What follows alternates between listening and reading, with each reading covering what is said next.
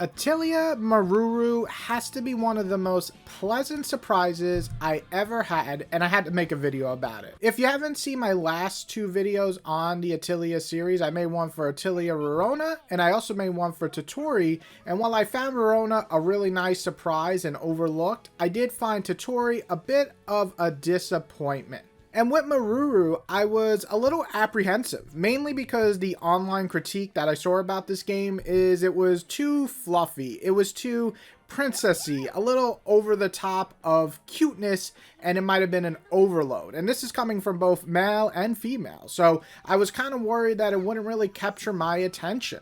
But luckily, the main lead is great, as are 80% of the characters in this game, which to me is a huge improvement from the last two. While I did enjoy the cast of those games, here I liked almost everybody so much that I kept switching them in and out of battle and trying out their different fighting techniques. But outside of the gameplay, I just like the characters, from Gino and his fun way of kind of being this helpful hand, but also a loyal friend. And then you have SD Swift and just kind of kick-ass ninja style ways. And of course, you also have Mimi coming back, and everybody loves Mimi, right?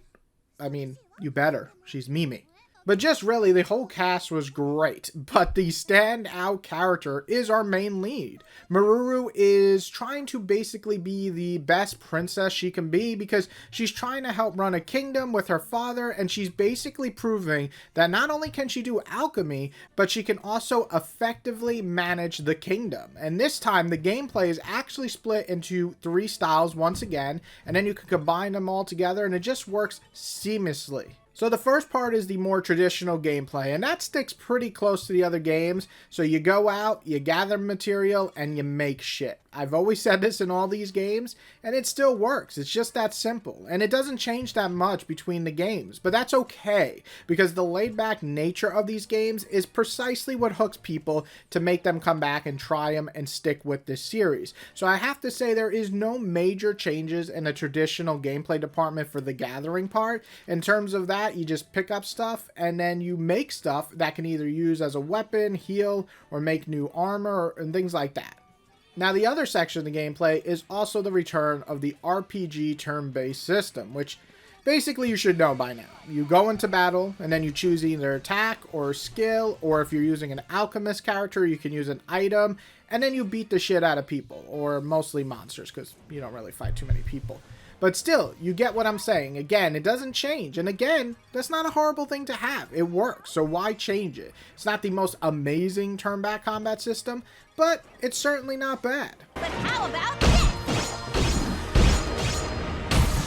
Now, the new feature in this game is the building system, which I'll admit isn't the most in-depth building system I've ever seen or anything. You kind of just go to these areas, and usually these people ask you to gather materials, and then you give them these materials, and they start building. And then you can come back later, and it'll actually change the landscapes, providing new weapons, items, or areas to explore. And it seems like just kind of a small thing to add, but man, it was so much fun to gather stuff and give it to these people, and then watch things change, or you're given certain items that you go back to the kingdom, and then you grow your kingdom, so you actually see this kingdom grow bigger and new areas to explore. I really just liked it. It's a small thing, but it makes it wildly different from the other games because they didn't have that. So to me, that was one of the coolest things to add into the game, and it put more pressure on you sometimes because of the time limit, but for me, that made it so much fun to try to build things that I found interesting. So for me, I think it's what the series needed at that point, the third game in the Arland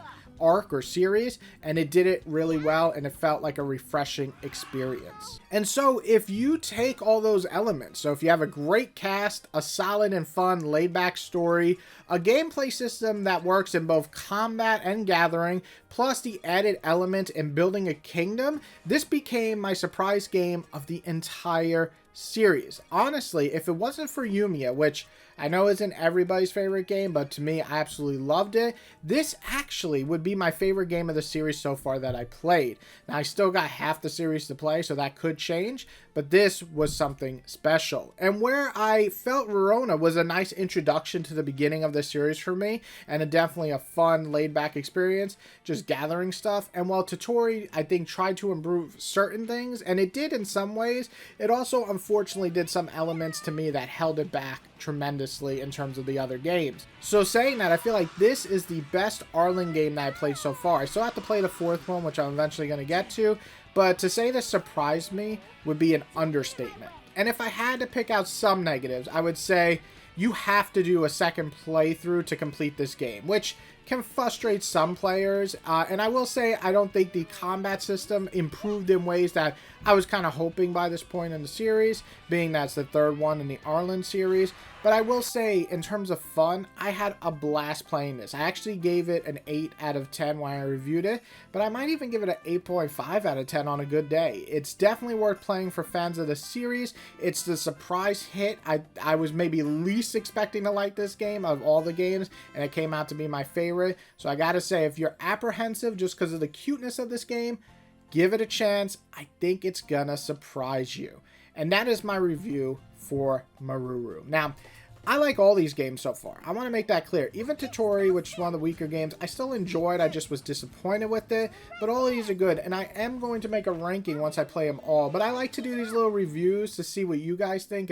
If you're kind of interested in this series and you're like, should I play them? That's what these short reviews are for, to kind of see if it's going to hit what you enjoy in RPGs. But so far, my biggest thing, or my biggest takeaway when I tell people, if you want just kind of a chill experience where you can just play this and maybe put some music on in the background, or a podcast, I guess, this is the game that is perfect for that. That's what I usually do when I play these.